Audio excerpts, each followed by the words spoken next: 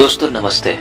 दोस्तों दूरदर्शन जिससे शुरुआत होती है भारत में टेलीविजन का इतिहास, देश में दूरदर्शन आते ही अपनी लोकप्रियता बना ली थी। लोग इसको एक चमत्कार मान रहे थे। दूरदर्शन ने लोगों के मन और मस्तिष्क पर इतना गहरा असर डाला कि लोगों के जीवन की शैली ही बदल गई। दूरदर्शन ने लोगों को सूचना, शिक्षा, मनोरंजन एवं प्रमुख स्रोतों के रूप में सेवाएं प्रदान की है। दोस्तों बात है साल 1959 की, जब पहली बार हमारे देश में टेलीविजन आया।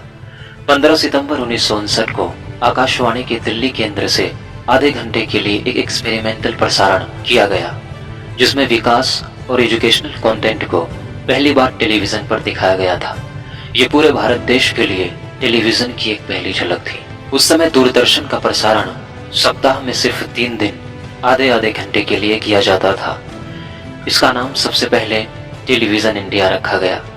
फिर साल 1975 में इसका हिंदी नामकरण दूरदर्शन से किया गया। यह नाम हिंदी के महान कवि सुमित्रानंद पंत के द्वारा दिया गया था, जो कि एक ऐतिहासिक नाम बन गया। यह नाम इतना लोकप्रिय हुआ कि लोग टेलीविजन को दूरदर्शन के नाम से जानने लगे थे और इसका प्रसिद्ध लोगो देवाशीष भट्टाचार्य के द्वारा डिजाइन किया गया था।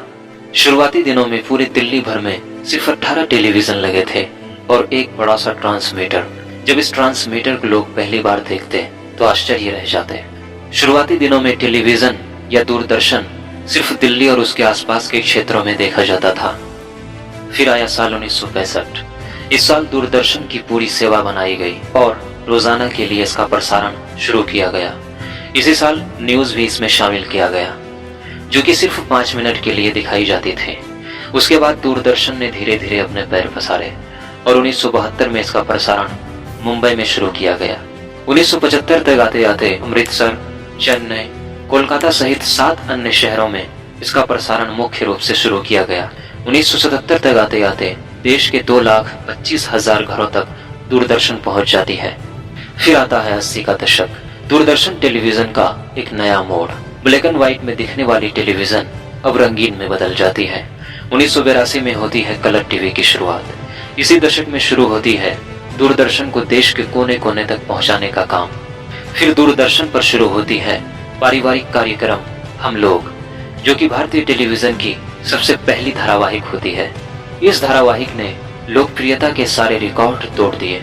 फिर उसके बाद मालगुडी डेज, ये जो है जिंदगी, रजनी, विक्रम बेताल, भारत एक खोज, बुनियाद, इस तरह के और भी कई धारावाहिक थे जिन्होंने दूरदर्शन की दुनिया में कीर्तिमान प्रसिद्धि हासिल की।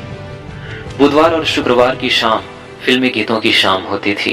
रात 8 बजे प्रसारित होती थी फिल्मी गीतों का सुरीला कार्यक्रम चित्रहार, जिसका लोग बहुत ही बेसब्री से इंतजार किया करते थे। में जिनका रहता है आपको इंतजार, आपके पसंदीदा कार्यक्रम चित्रहार। फिर दूरदर्शन पर शुरू होती है रामायण और महाभारत जैसे ऐतिहासिक धारावाहिक। इन धारावाहिकों ने सफलता के सारे कीर्तिमान ध्वस्त कर दिए।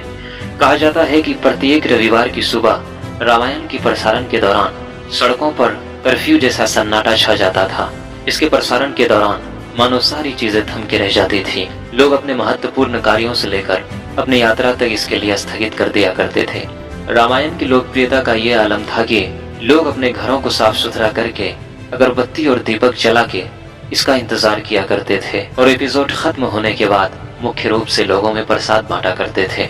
दोस्तों अब आता है 90s का दौर। इस दशक में लगभग भारत के सभी राज्यों के शहरों में दूरदर्शन पहुंच जाती है और भी कई प्रसिद्ध धारावाहिक हमें इस साल देखने को मिलती है, जैसे सुरभि, श्रीमान श्रीमती, श्री कृष्ण, तू तू मैं, अलिफ लैला, देख भाई देख, ओम नमः शिवाय, शक्तिमान और भी ऐसे बहुत से धारावाहिक हैं जो हमारे दूरदर्शन की यादों में बसी हुई है।